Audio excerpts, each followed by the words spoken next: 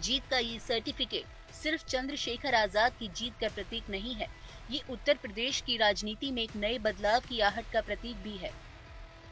चंद्रशेखर आजाद ने 5 लाख से ज्यादा वोट हासिल कर भारतीय जनता पार्टी के अपने सबसे करीबी प्रतिद्वंदी ओम कुमार को करीब 1.5 लाख वोटों से हराया है।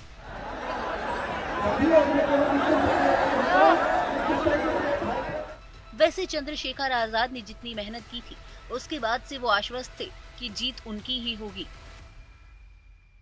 ये चुनाव कभी एनडीए बनाम इंडिया था ही नहीं, ये एनडीए बनाम जनता था और जनता ने चुनाव लड़ा। विपक्ष ने ऐसा कुछ नहीं किया कि जनता उनकी मदद करती। जनता के अंदर ये गुस्सा था कि भारतीय जनता पार्टी को 10 साल मौका देने के बाद भी जो वादे हुए थे उन पर कोई भी जो है जिम्मेदारी से काम नहीं हुआ, सिर्फ वो वादे छलावे से लगे। इसलिए जनता ने सबको, जिसको भी अवसर दिया, जनता ने अवसर दिया।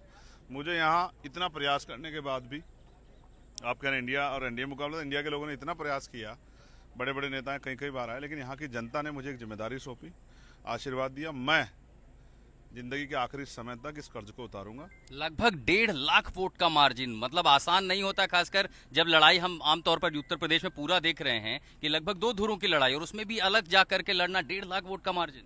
ये जनता का आशीर्वाद है। उनके साथ ठगी हुई है नगीना के लोगों के साथ, अब उस ठगी को बंद होगी। बेटा बनके मैं इस क्षेत्र की सेवा करूंगा और कल हम लोग अपने साथियों से मशवरा करके पीसी करके आगे की अपनी बातचीत जो है रखें। मुझे बस एक ही चीज ये जाननी है, जिस समय मैं आपसे बात कर रहा हूँ कई सारे नेता एक दूसरे को फोन घुमा रहे हैं। इंडिया में भी सरकार बनाने की कवायद है, एनडीए में भी है।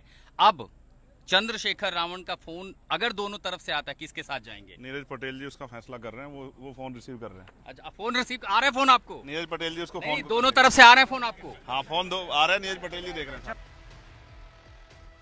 नगीना में समाजवादी पार्टी के उम्मीदवार मनोज कुमार तीसरे नंबर पर रहे, जबकि बहुजन समाज पार्टी के सुरेंद्र पाल सिंह कहीं मुकाबले में नहीं दिखे। उन्हें बमुश्किल 15 से 16 हजार वोट मिले।